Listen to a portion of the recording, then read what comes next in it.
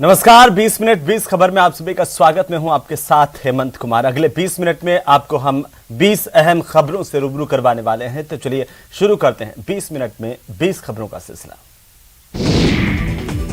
दिल्ली के प्रगति मैदान में चल रहे इंडिया इंटरनेशनल ट्रेड फेयर में ओडिशा पवेलियन में खरीदारी के लिए जमकर भीड़ उमड़ रही है। इसमें ओडिशा की अलग अलग प्रस्तुतियां और शिल्पों की झलक भी देखने को मिल रही है।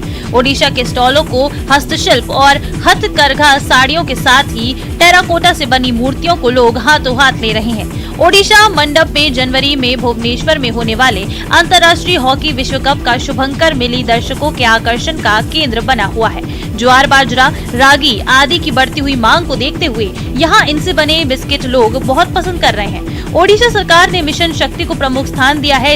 इसके तहत 70 लाख पंजीकरण महिला स्वयं सहायता समूह सदस्यों ने राज्य की ग्रामीण आजीविका इकोसिस्टम को समृद्ध किया है। मेले में ओडिशा पवेलियन में कुल 24 स्टॉल लगे हैं।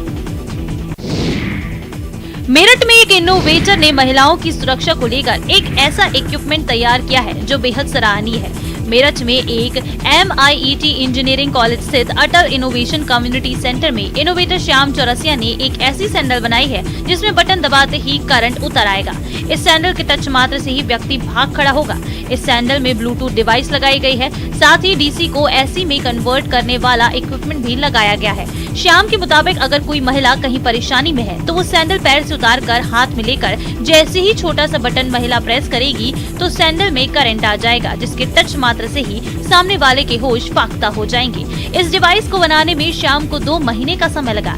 इसके पेटेंट के लिए उन्होंने अप्लाई कर दिया है। वहीं इनोवेटर श्याम चौरसिया ने महिलाओं की सुरक्षा को लेकर ऐसा पर्स भी तैयार किया है जिसमें रिवॉल्वर जैसी नली लगी हुई है। वो कहते हैं कि मुसीबत के समय एक बटन प्रेस करते ही ऐसी आवाज निकलेगी जैसे गोली चल गई हो। यही नहीं, महिलाओं की सुरक्षा को लेकर गहनों में GPS सिस्टम भी लगाया है ताकि अगर किसी का गहना चोरी हो तो उसकी लोकेशन मालूम हो सकेगी। वाकई में ये प्रयोग सराहनीय है। आमतौर पर आप गुड़ की कीमत कितना सोच सकते हैं? ज्यादा से ज्यादा 100 रुपए प्रति किलो, लेकिन सहारनपुर के रहने वाले किसान संजय सैनी ने 11,000 रुपए प्रति किलो तक का गुड़ बना दिया है। किसान का दावा है कि आने वाले दिनों में वो 1 लाख रुपए प्रति किलो का गुड़ बनाएंगे। अब तक 101 वैरायटी का गुड़ तैयार कर संजय सैनी अपनी जिंदगी में मिठास वाला बदलाव ले आए हैं। संजय सैनी सोने के वर्क वाला गुड़ बनाने की तैयारी कर रहे हैं। वो बताते हैं कि लोग सोने के वर्क वाला गुड़ और चांदी के वर्क वाला गुड़ बनाने के लिए कह रहे हैं। उनका गुड़ पेठा हाथों हाथ बिक रहा है। आने वाले दिनों में वो गुड़ जलेबी भी बनाएंगे। मेरठ में स्टॉल लगाकर किसान ने जब 101 वैरायटी वाले गुड़ का स्टॉल लगाया तो लोगों ने दांतों तले उंगलियां दबा ली। संजय सैनी का कहना है कि गुड़ हमारी सेहत दुरुस्त रखता है। किसान ने बताया कि अगर हम मेथी का गुड़ इस्तेमाल करते हैं तो कभी ऑर्थराइटिस नहीं होगा। अगर हम सौंफ, धनिया, अजवाइन का गुड़ दोपहर में इस्तेमाल करते हैं तो कभी पित्त की बीमारी नहीं होगी। उत्तर प्रदेश के जनपद कासगंज में पुलिस अधीक्षक BBG-TS मूर्ति की नई पहल देखने को मिली है। पुलिस अधीक्षक BBG-TS मूर्ति ने एक मोबाइल पुलिस चौकी बनाई है जो शायद उत्तर प्रदेश में पहली मोबाइल पुलिस चौकी होगी। इस पुलिस चौकी का आपातकाल में प्रयोग भी हो सकता है। पुलिस अधीक्षक के अनुसार मोबाइल पुलिस चौकी पर करीब 20 पुलिसकर्मी तैनात रहेंगे। उन्होंने भरगैन कस्बा दरियाबगंज पुलिस चौकी दूर है और जिले के अन्य कस्बों की अपेक्षा ज्यादा संवेदनशील है और निकाय चुनाव नजदीक है।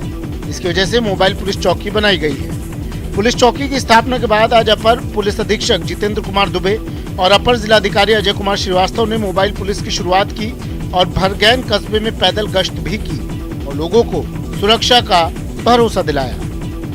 इसका मेन उद्देश्य यही है कि समयानुसार ये अलग अलग जगह पे मोबाइल चौकी रहेगी और इसमें हमने 20 जो कर्मचारी है उनको इसमें नियुक्त किया है। ये पालियों में वहाँ पर काम करेंगे और आगामी नगर निकाय को सकुशल संपन्न कराने के लिए इसकी गठन हुई। नदियों की साफ सफाई के लिए सरकार करोड़ों रुपए बहा रही है, लेकिन नतीजा सिफर साबित हो रहा है। ऐसे में छत्तीसगढ़ के अंबिकापुर के एक वैज्ञानिक डॉक्टर प्रशांत शर्मा ने ऐसी बैक्टीरियल ई-बॉल बनाई है जो तालाब नालियों को साफ करने में काफी मददगार साबित हो रही है। ये ई-बॉल्स पानी को साफ करने के साथ ही पानी के pH और TDS में भी सुधार करती है। शर्मा ने बताया कि बैक्टीरियल ई-बॉल को बनाने में 14 साल का समय लगा।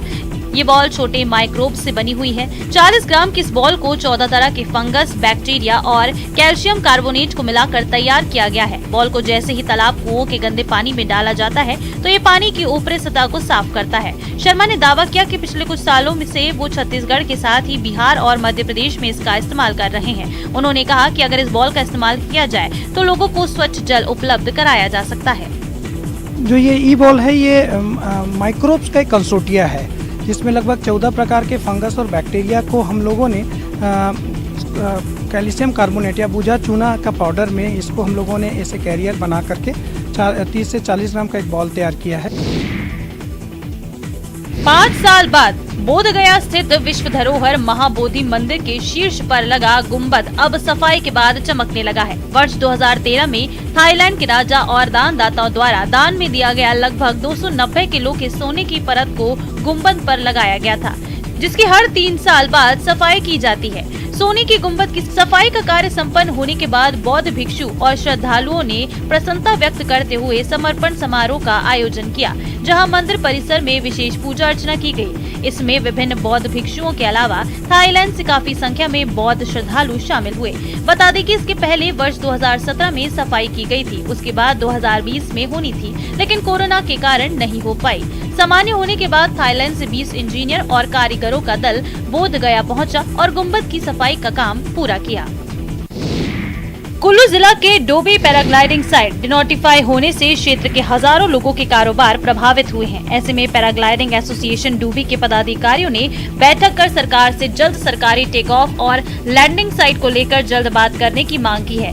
पर्यटन विभाग के द्वारा डोबी में पैराग्लाइडिंग के लिए टेक ऑफ साइट पास की थी, जहां पर राजस्व रिकॉर्ड में कुछ कमी के कारण इस साइट को डिनोटिफाई किया है, जिसके बाद क्षेत्र के 35 पैराग्लाइडिंग ऑपरेटरों के साथ 300 से अधिक पैराग्लाइडर, पायलट सहित हजारों लोगों का कारोबार ठप हो गया है।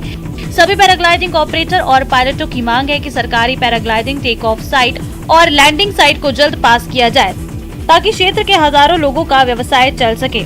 उन्होंने कहा कि सरकार को टूरिज्म विभाग की तरफ से क्षेत्र के हजारों लोगों के व्यवसाय को देखते हुए इसे जल्द शुरू करना चाहिए। बेरोजगार बैठे हुए, कुछ काम नहीं है। अभी हम प्रशासन से यही चाहते हैं कि अभी जल्द से जल्द जो हमारी फाइल अभी गई है जो गवर्नमेंट साइट के लिए, वो जल्द से जल्द लोग पास किए जाए, तो उससे जल्द हमारा रोजगार खुल जाए जल्द से जल्द। वैसा है। धमतरी या पड़ोस के बालोद, अभनपुर के इलाके में जब कोई बड़ा भवन बनता है तब ठेकेदार और सिविल इंजीनियर छत ढलाई के लिए सबसे पहले पांचों बाई से संपर्क करते हैं। इसकी वजह है पांचों बाई की लेंटर ढलाई में महारत। लेंटर ढलाई के लिए सिविल इंजीनियरिंग का ज्ञान होना जरूरी है। पांचों बाई अनपढ़ होते हुए भी इस काम में महारत रखती हैं और करीब 200 मजदूरों की टीम का नेतृत्व करती हैं। लेंटर ढलाई के दौरान खुद भी मजदूरों की तरह काम करती हैं। इसके साथ साथ पूरी टीम पर कमांड रखती हैं। इतना ही नहीं, सभी तकनीकी एंगल पर भी उसकी पूरी नजर रहती है। जहां कमी दिखती है वो तुरंत उसे ठीक करवाती है। पांचों बाई की टीम जो लेंटर ढालती है उसमें आज तक कोई शिकायत नहीं आई। अब सवाल ये आता है कि बिना पढ़े लिखे वो ये बारीकियां सीख कैसे गई। पांचों बाई बताती हैं कि बहुत कम उम्र में ही उसके पति की मौत हो गई। 2 बेटे और 1 बेटी के लालन पालन की भारी जिम्मेदारी सर पर आ गई। तब पांचों बाई ने राजमिस्त्रियों के साथ रोजी पर मजदूरी का काम शुरू किया। इसी दौरान वो इंजीनियरिंग का हुनर भी देख देख कर सीखती गई। पाँव में जूते नहीं हैं, लेकिन इससे इन बच्चों के हौसलों की उड़ान नहीं थम सकती है। दरअसल गोड्डा का सुंदर पहाड़ी ब्लॉक में रहने वाले टैलेंटेड बच्चे हमेशा से कुछ बेहतर करने की ललक में प्रयासरत रहते हैं। आज हम ग्रामीण क्षेत्र की वो तस्वीरें आपको दिखाएंगे जो शायद कैमरे की नजर में नहीं आ पाती हैं। प्रखंड मुख्यालय से करीब 12 किलोमीटर दूर पहाड़ों पर बसा एक गाँव बड़ा सिंदरी है। आदिवासी बाहुल्य इस गांव के बच्चे जब गाय चराने खेतों में जाते हैं तो एक और गायें चरती हैं तो दूसरी ओर बच्चे फुटबॉल की प्रैक्टिस करते हैं। फुटबॉल के इस खेल की ट्रेनिंग बच्चों को कहीं नहीं मिली। वो खुद ही अभ्यास कर कुछ बेहतर करना चाहते हैं। बच्चे बताते हैं कि पास के गांव में कुछ बड़े लोग फुटबॉल खेलते थे, वहीं से देखकर इसके नियम सीखे और खेलने लग गए। नंगे पांव मैदान में खेलते इन बच्चों को हमेशा डर सताता है कि उन्हें चोट लग जाएगी। बावजूद इसके ये प्रैक्टिस जारी रखते हैं। कहते हैं कि कोई काम करने के लिए यदि कोई व्यक्ति दृढ़ इच्छा शक्ति के साथ परिश्रम करे तो जरूर कुछ कर दिखाता है। बिहार के कैमूर जिले के लाल विकास कुमार ने प्लास्टिक से पेट्रोल बनाकर अपनी तरफ सबका ध्यान आकर्षित कर लिया है। जिले के नुआव प्रखंड के नुआव मिडिल स्कूल में क्लास 8वीं के छात्र विकास कुमार ने प्लास्टिक से पेट्रोल बनाकर कमाल कर दिया है। उसने बताया कि 1 किलो प्लास्टिक से लगभग 100 मिलीमीटर पेट्रोल निकाला जा सकता है। हालांकि अभी इसे हम कार या बाइक में डायरेक्ट यूज नहीं कर सकते क्योंकि अभी इसमें प्योरिफिकेशन की जरूरत है। अभी ये ईंधन के तौर पर इस्तेमाल किया जा सकता है। आप देख सकते हैं कि विकास अपने स्कूल के टीचर और बाकी छात्रों के साथ मिलकर प्लास्टिक के पैकेट को मशीन में डाल रहा है, फिर साइंस का इस्तेमाल करते हुए मशीन से पेट्रोल निकालता दिख रहा है। विकास ने बताया कि प्लास्टिक से पेट्रोल बनाने की मशीन तैयार करने में उसे 1500 रुपए की लागत लगी। फिलहाल प्लास्टिक से पेट्रोल बनाने वाला विकास की हर तरफ चर्चा हो रही है।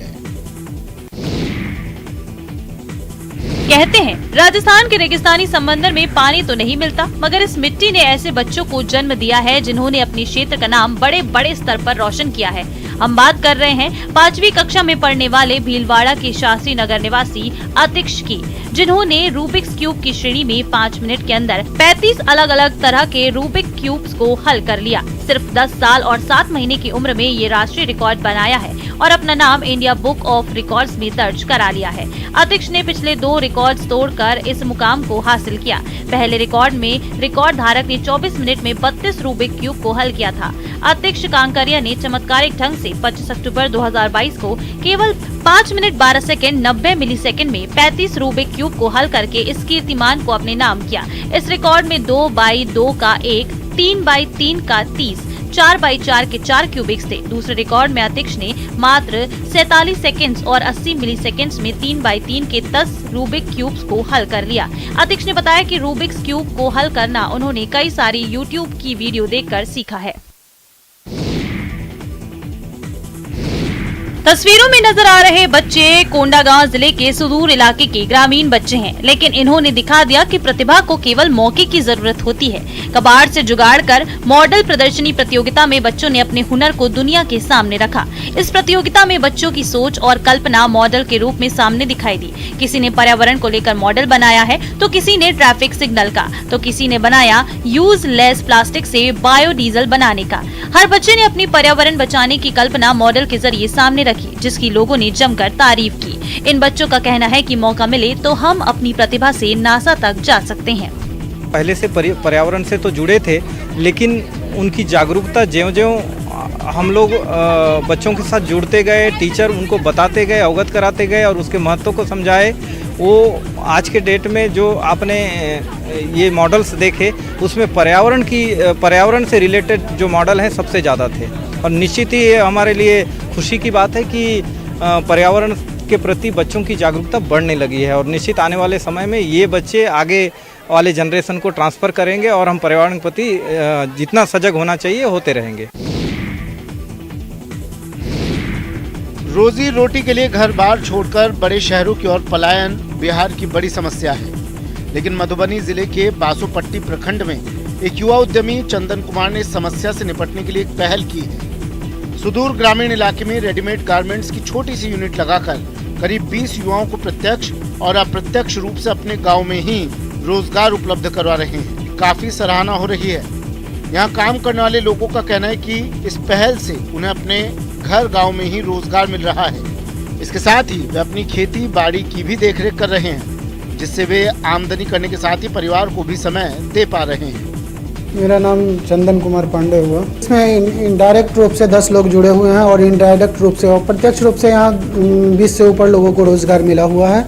और हम आशा करते हैं कि निकट भविष्य में हम यहाँ से जो मजदूर कामगार बाहर जाते हैं उनको हम घर में ही रह करके घर में ही काम दें और ज़्यादा से ज़्यादा काम दे सकें कि वो बाहर वापस ना जा सकें। हिमाचल प्रदेश की राजधानी शिमला के ऐतिहासिक रिज मैदान पर इन दिनों राज्य संग्रहालय भाषा एवं संस्कृति विभाग की ओर से विशेष प्रदर्शनी का आयोजन किया गया है। इस प्रदर्शनी में कुल्लू शॉल, चंबा रुमाल, किन्नौर शॉल और वुडन क्राफ्ट के स्टॉल लगाए गए हैं। इन सब के बीच हम बुद्धिज्म को दर्शाने वाली थांका पेंटिंग हर किसी का ध्यान अपनी तरफ खींच रही है। यहाँ एक थांका पेंटिंग का दाम 1 लाख रुपए है। अब कोई ये पेंटिंग खरीद सके या नहीं, लेकिन इस पेंटिंग को देखने जरूर पहुंच रहे हैं। शहर भर में इस पेंटिंग के चर्चे हैं। थांका पेंटिंग को बेहद खास माना जाता है। इस 1 लाख रुपए की पेंटिंग के बॉर्डर पर 24 कैरेट सोने का इस्तेमाल किया गया है। इसके अलावा पेंटिंग बनाने में तिब्बत से आने वाले स्टोन पाउडर को भी प्रयोग में लाया गया है। इस थांका पेंटिंग को बनाने में 11 दिन से ज्यादा का समय लगा है। थांका पेंटिंग को बनाते वक्त बेहद बारीकी से काम किया जाता है। इस पेंटिंग में जब भगवान बुद्ध का मुंह बनाया जाता है तो पवित्रता का भी खास ध्यान रखना होता है।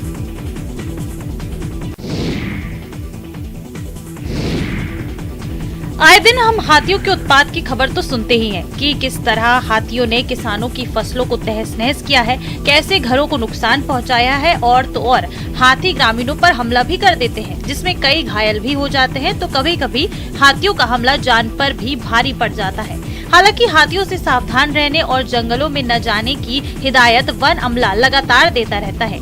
यहाँ तक कि जंगल में हाथियों के उत्पात को रोकने के लिए मुनादी भी कराई जाती है। लेकिन सूरजपुर के प्रतापपुर वन परिक्षेत्र से एक हाथी की अपने झुंड से बिछड़ने की तस्वीर सामने आई है। बिछड़ने के बाद ये हाथी जजावल क्षेत्र में घूम रहा है। हाथी के घूमने से ग्रामीणों में दहशत है। बता दें कि बाकी हाथियों का दल पिंगला अभयारण्य की ओर रवाना हो चुका है।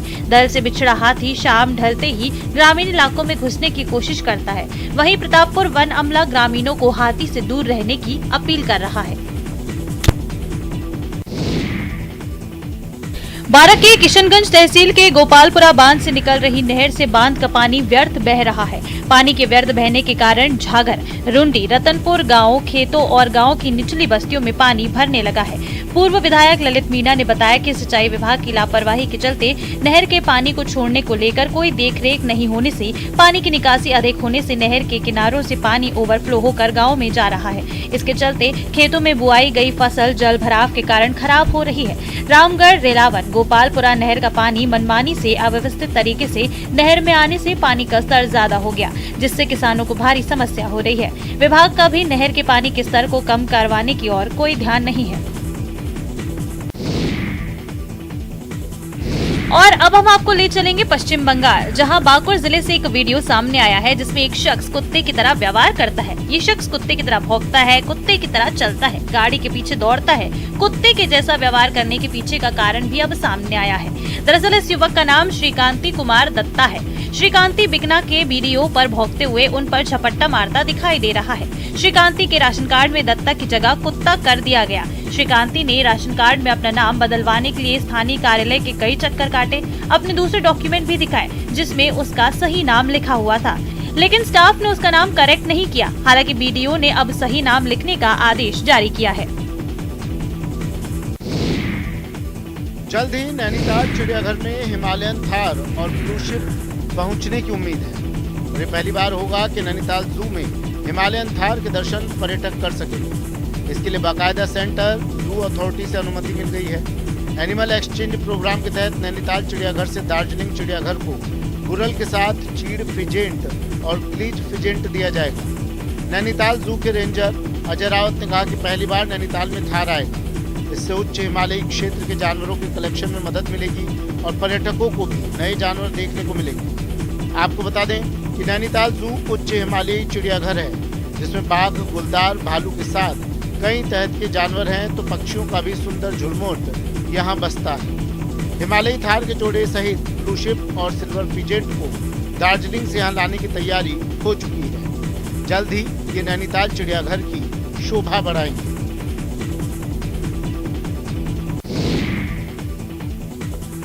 विश्व प्रसिद्ध सोनपुर मेला इन दिनों फिल्मी नाम वाले घोड़ों के अद्भुत कारनामों से चर्चा में है। इस बार सोनपुर मेले में भी बड़ी संख्या में अलग अलग नस्लों के घोड़े खरीद बिक्री के लिए और प्रदर्शनी के लिए लाए गए।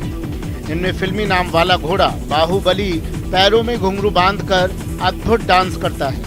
वहीं सुल्तान रेस का मास्टर बताया जाता है और इन सब के बीच अच्छी दौड़ लगाकर टाइगर लोगों का चहेता बना हुआ है। बाहुबली की कीमत 12 लाख रुपए रखी गई है, लेकिन इसके खरीदार नहीं मिल रहे। अब तक 7 लाख रुपए कीमत अधिकतम बाहुबली की लगाई गई है।